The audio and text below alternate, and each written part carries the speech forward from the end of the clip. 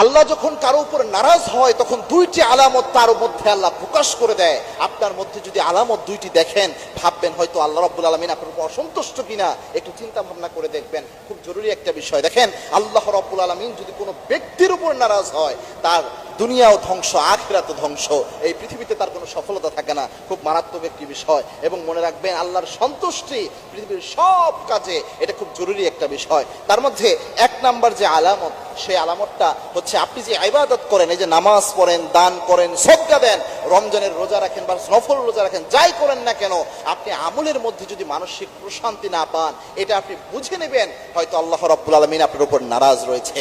কারণ আল্লাহর হাবিব সাল্লাল্লাহু আলাইহি ওয়াসাল্লামের হাদিস হচ্ছে, আল্লাহ যখন কোনো ব্যক্তির উপর সন্তুষ্ট থাকেন, তাকে আল্লাহ রাব্বুল আলামিন যে কয়টা নিয়ামত দান করেন, তার মধ্যে একটা নিয়ামত হচ্ছে ইবাদত করলে ইবাদতের মধ্যে একটা অন্যরকম প্রশান্তি, মানসিক শান্তি আল্লাহ তারে দিয়ে দেয়। আল্লাহু আকবার।